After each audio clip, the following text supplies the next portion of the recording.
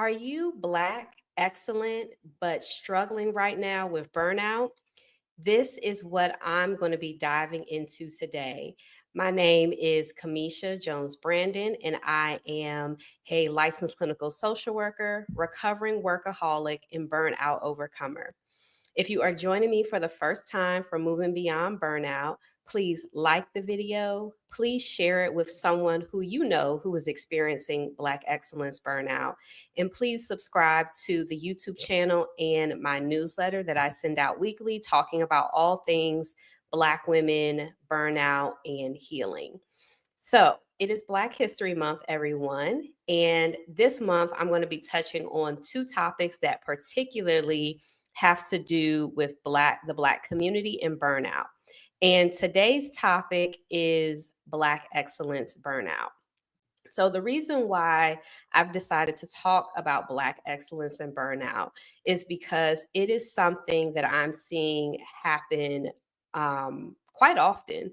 And I've also experienced Black excellence burnout.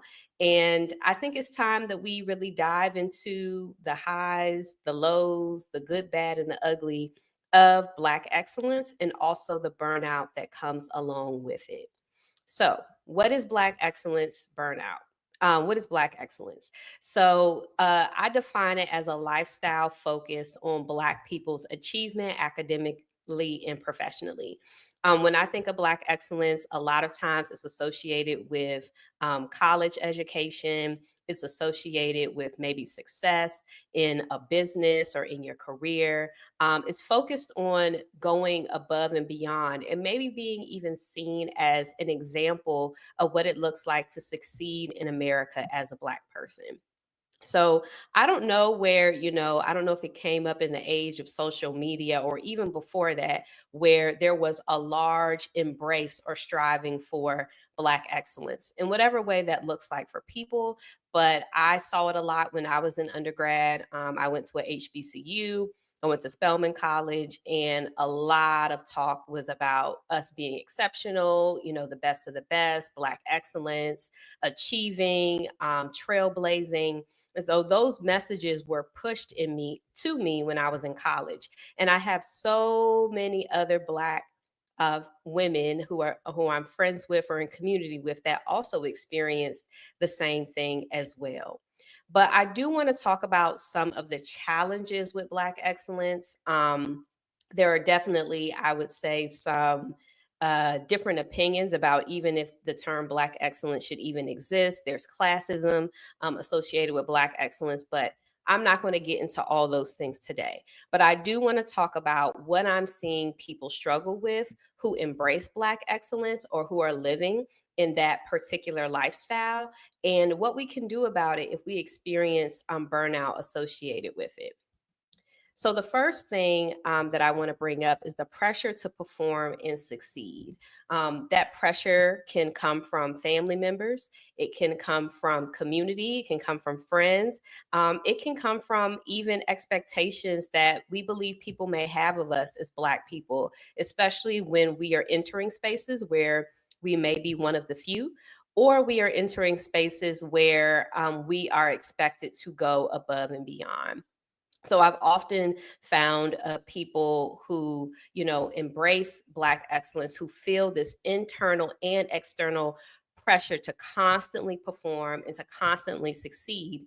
And a lot of it can truly be tied to, their identity and also their self-worth.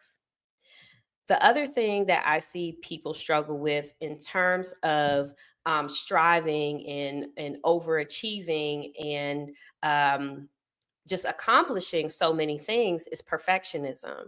I remember watching, I was just talking about this with a colleague, a Scandal, where Olivia Pope, was played by Kerry Washington, and she had her father, Papa Pope, who worked in the government. And there's this infamous scene where he says, what did I tell you? You have to be twice as good to get half of what they have. And he was almost scolding her about it, right? almost to give her the reality, quote unquote, check that she had to not just be perfect, but she had to go above and beyond all of her colleagues. And so that perfectionism to perform at a certain standard, to not have any flaws, to not crack, it puts a lot of pressure, and it's really unrealistic. Nobody is perfect, but people who I've encountered, even myself, when it's in terms of being Black and being excellent, there can be this feeling of I have to have it all together. I have to be perfect. I have to have no flaws to be accepted or to be valued. And that is such a heavy weight to carry. The other thing is being overburdened. There is a statistic, or that I heard in terms of Black women, that um, they when they reach a certain level of maybe financial or material professional success, that they can't really enjoy it because there are so many people who may be relying on them for their survival and their livelihood. So often, people who may have, particularly in the Black community, who may have, material or financial or professional success, they can also feel overburdened by the needs of other people in their families or in their communities. And so there can be almost like a constant pull from everyone to take on more and to do more, whether that is, volunteering, mentoring, providing, financial means and opportunity, donating. I mean, they experience so much heaviness of everyone pulling on them, and that feeling can feel overburdened. Very frankly, I haven't necessarily really dealt with that much, but I've seen so many of Black women and Black men as well who feel overburdened by the weight and what people are expecting of them because may have reached this level of what would be considered success. And then the last thing that I think can be really hard about Black excellence burnout is constantly feeling like you're not enough and you never will be enough. So back to the Papa Pope thing, like no matter how you present to the world, your internal value, who you are, that it just doesn't make the cut, that it will never be enough. And I also want to say that we get messages constantly that we are not enough, whether it's through policy, whether it is through the media, whether it is amongst ourselves as Black folks, that sometimes we can just feel like we will never reach satisfaction, or we may feel like we can never be enough. And that is really difficult. And I think that there is an individual, but also a systemic analysis of why people can constantly be looking to achieve and to acquire more and more because of that feeling of not being enough for who you actually are. So now I want to talk about, how do we overcome Black excellence burnout? All those things that I mentioned are what contribute to feeling burnt out, to feel overwhelmed with what you are experiencing in regards to your goals and what you want to achieve in various aspects of your life. So the first thing that I want you to think about is to define your own version of success and fulfillment.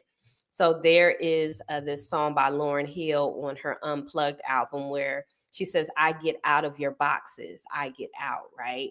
And so sometimes we can be boxed into what success and fulfillment looks like, whether it is having a certain car, getting certain degrees, making a certain amount of money, very much external versions of success. But there are so many different ways that you can have success and be fulfilled in your life that does not necessarily have to do with academic and professional and financial success. So for me, one of the ways that I define success for myself is to be able to engage and be present with my friends and family and to feel and radiate love, right? So that is success to me, right? Because it's not tied to how much money I make, it's not tied to what positions or titles I have. It has to do with a fulfillment that cannot be measured, right? So I want you to think about what your own version of success and fulfillment looks like that gets out of these narrow boxes, these narrow standards that exist. The other thing is to know your signs and triggers to overperform and overachieve. Um, Everybody has, well, I don't say everybody, but many people who are strivers, who want to achieve and accomplish goals and to perform at whatever level, there can be triggers that push us to overperform or overachieve. Sometimes it can be being the only person of your background in the room. So, okay, that means I got to really be on it. I have to do more and more because I'm the only one. No, you don't. You can show up exactly how you are, perform to in a way that's comfortable and not overdo it because of who's in the space and who's in the room. And that really goes into showing up and being your true self, your authentic self, and not overdoing it, right? Some other signs and triggers to overperform and overachieve can sometimes be scarcity, not feeling like there is enough, right? And so that competitive aspect of things can also make people overperform and overachieve. So these are just examples, but if you get really, really in touch with why am I overperforming or overachieving or doing all these things, you can really get to the core of some underlying challenges that relate to feeling competent, feeling enough, and feeling worthy. The next thing is remembering that you are enough. Find value in who you are as you are. As I said, there are so many standards. There are so many expectations that can make us feel like we are not sufficient, right? It's just as who we are.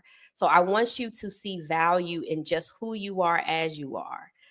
That little girl who you were with 5 years old, knowing that you have value, right? And it is not a tie to anything external, it's just who you are.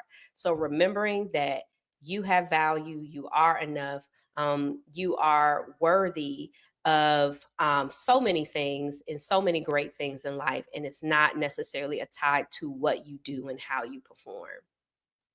And then the last thing is creating a life outside of personal and professional achievement. So people who were in the Black excellence crowd, I know them. You know, I'm like starting to try to detach in some ways, but are their life is work, their life is achievement, their life is accomplishing and setting goals and being in these particular positions in these particular places. That is their life, right? And I want to encourage you to not see your work and what you do externally as your life, right? And so beginning to think about what does my life look like out of achieving, accomplishing goals? What does my life look like outside of that? And trying to really enhance that as much as you can. So these are just a couple of things that can really help you if you are Black excellent and burned out to get in touch with who you are and your value and your worth, and to not get caught up in all these external standards, all these external expectations to be and achieve and to look like a particular version of success. And then I see somebody in the chat, Indiglow on Instagram. I see you have a question. Feel free to put your question in the chat. I will try to answer it. So please put your question in the chat, and I will answer it. So my next topic, in conjunction with Black History Month, is Black women burnout in leadership. Let me tell you, Black women in leadership are burned out. While people are saying, Black women, I want you to be in this position, to be the CEO, to be the face of this and that, there is burnout that is tearing up Black women in leadership. So I want to talk about it. I want to give a space for us to talk about what it means to be in leadership and all of the challenges that Black women are facing in regards to their mental health and burnout as they are in these leadership positions. So um, join me every other Thursday. I will actually go live later on the 27th because I have to attend this a special event. So it won't be at 12, it'll probably be in the evening. But join me then. We'll be talking about Black women burnout in leadership. And please make sure that you like this video. Please share it with someone who you know who is Black excellent and burned out. And please subscribe to the YouTube channel and subscribe to my newsletter. I will drop another newsletter tomorrow that dives deeper into Black excellence and burnout. So in the description and in the links, please check. Please subscribe to my newsletter. So thank you. Oh, and Indiglo, in terms of, this is a little bit unrelated, but in terms of your mental health first aid certification, we do have an upcoming training at Sister Afia Community Care that is on the 28th. So I would go to our website and click on developing mental wellness warriors so you can sign up for that training. So I hope you all enjoyed the live. Thank you so much for tuning in, and take care of all of you and be well.